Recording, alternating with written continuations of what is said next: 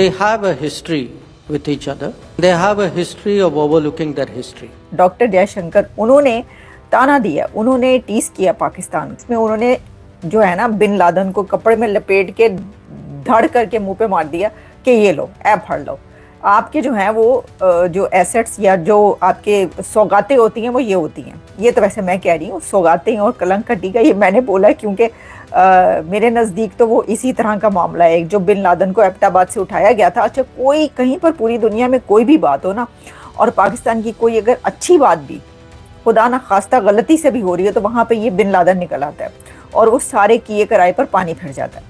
तो उनसे जो हैं जयशंकर, उन्होंने क्या किया जी, हेलो टू ऑल, राजी कह रहे हैं great show number 1 ma'am ji, thank you very much, आप सबका बहुत शुक्रिया, थैंक यू कि आप ये कह रहे हैं और देखते हैं।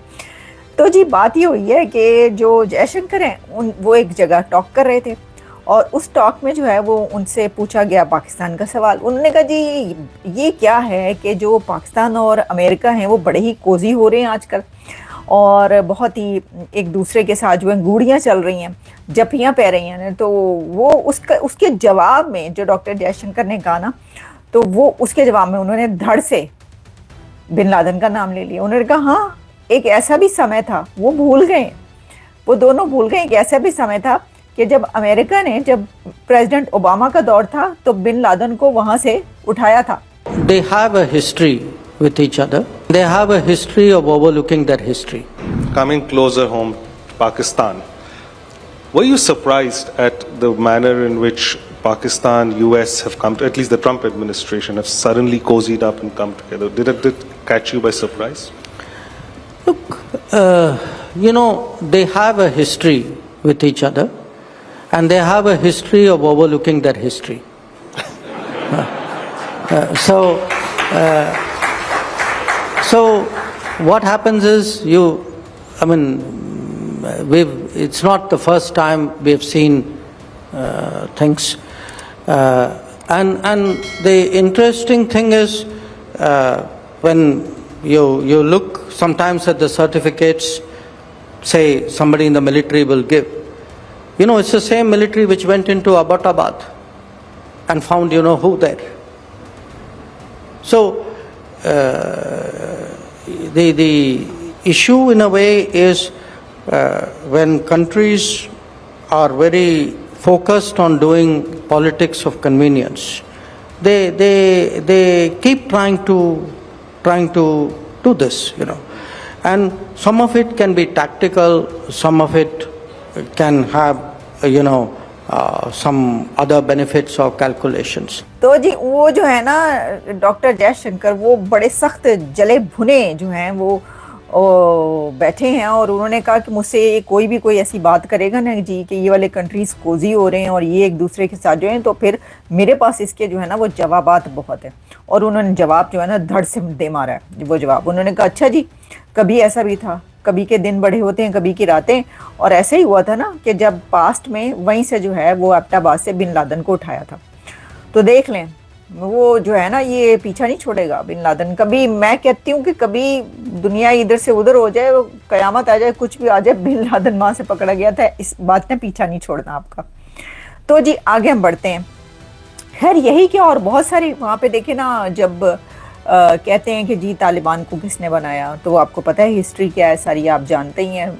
और उसके बाद जो है फिर दहशतगर्दों को जिस तरीके से वो ठिकाना फिर उन्होंने वहाँ पर बनाया, फिर अफ़गानिस्तान में जो सारे दहशतगर्द इकट्ठे हैं और हमेशा से थे, तो वो अफ़गानिस्तान का जो मामला है, और फिर वो जंजीरें तोड़ के जो आज़ाद हुए वगैरह वगैरह, देखिए कितना बहुत कुछ, वो सब कुछ जो है ना वो सारा वो पोटली जो बंधी है ना वो उसके अंदर रखा है और वो हर जगह पर जगह जगह निकल आता है।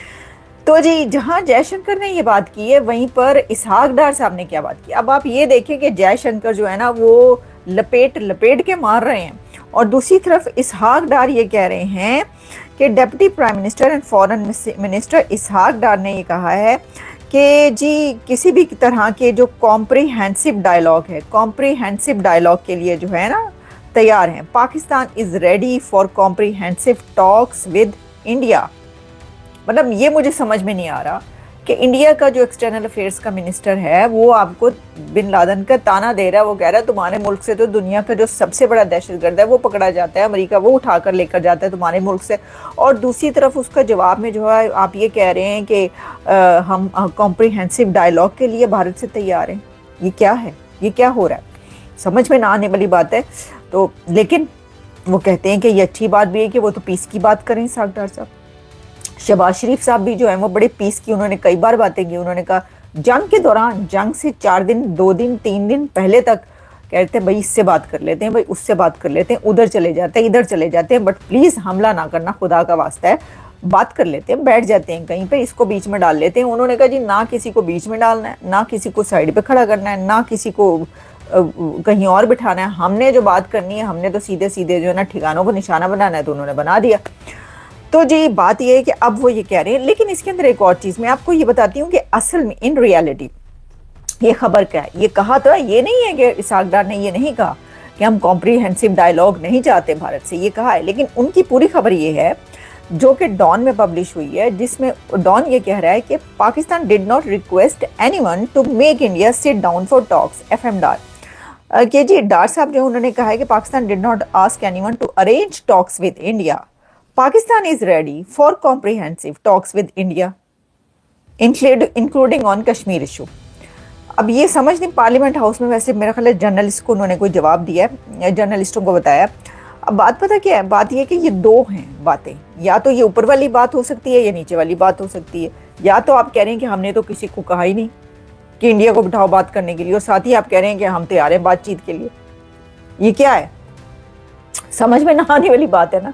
अगर आप कह रहे हैं कि नहीं जी हम तो किसी को नहीं कह रहे कि उसको बिठाए बातचीत के लिए, तो फिर आप कहेंगे हम, क्योंकि हमें चाहिए नहीं बातचीत, हम तैयार ही नहीं है बातचीत के लिए। आप बातचीत के लिए तैयार भी हैं, हम बात कॉम्प्रिहेंसिव डायलॉग चाहते भी हैं, टॉक्स चाहते भी हैं। तो फिर जब तक कोई तीसरा मुल्क नहीं बिठाएगा तो आप कैसे बात करेंगे। नहीं, आप ये कह रहे हैं कि आप खुद से दावत दे रहे हैं। इसकी समझ आ रही है कि भाई वो कह रहे हैं कि हम तो खुद ही कह रहे हैं कि आ जाओ बात करो, बीच में किसी को डालने की जरूरत नहीं। हो सकता है उन्होंने ये कहा। जय हिंद दोस्तों, स्वागत है आप सभी का हमारे चैनल पर। आप देख रहे हैं इंडिया वेब न्यूज। पाकिस्तान जितना भी बौखला ले, भारत की नीति एकदम साफ है।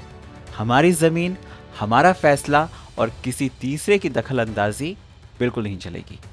कल एस जयशंकर साहब ने अमेरिका को तो पेला ही पेला, पाकिस्तान को भी रगड़ दिया और पूरे हॉल में भारत की कूटनीति की गूंज सुनाई दी, क्योंकि उन्होंने साफ कहा कि भारत को अपनी सुरक्षा, अपनी संप्रभुता पर किसी भी तरह की मध्यस्थता मंजूर नहीं है। डोनाल्ड साहब अभी बोल रहे थे ना कि मैं चाहता हूं कि मैं भारत और पाकिस्तान के बीच में मध्यस्थता करूं। वही तमाचा है ये दोबारा से जयशंकर साहब के द्वारा, और पाकिस्तान के लिए किसी जहर से कम नहीं है, क्योंकि उसकी पूरी राजनीति ही रो रो कर दुनिया के सामने मध्यस्थता ढूंढने के पर टिकी हुई है। क्योंकि वो हर देश के पास जाकर कश्मीर का रोना रोने लग जाता है और उम्मीद करता है कि वो भारत और पाकिस्तान के बीच में बात करवाएंगे, सुलह करवाएंगे। लेकिन जयशंकर साहब ने वही पुरानी आदत उनकी उजागर कर दी जो पाकिस्तान और उनके दोस्त मुल्क बार बार करते हैं, इतिहास को नज़रअंदाज करना। उन्होंने कहा कि उन देशों की पुरानी आदत रही है जो रणनीतिक लाभ के लिए इतिहास को अनदेखा करते हैं, है ना। तो भारत तो ऐसा कभी भी नहीं करेगा, इतिहास को नज़रअंदाज नहीं करेगा। और ये जो बयान था उनका, ये पाकिस्तान को सिर्फ जवाब नहीं था, ये पूरी दुनिया के लिए एक संदेश था कि भारत अपनी ताकत और सच्चाई के साथ में है, किसी के रहमो करम पर नहीं है। पाकिस्तानी भी भड़क रहे हैं, बौखला रहे हैं, कह रहे कि हाँ हमारा नाम लेने की क्या ज़रूरत है भाई, क्योंकि भारत का स्टैंड एकदम साफ है, क्लियर है, न समझौता न मध्यस्थता, सिर्फ और सिर्फ भारत का स्वाभिमान। आप क्या कहते हैं कमेंट करके बताएं। चैनल पर अगर नए हैं तो चैनल को सब्सक्राइब करें, इस वीडियो को लाइक करें और शेयर करें। जय हिंद, जय भारत।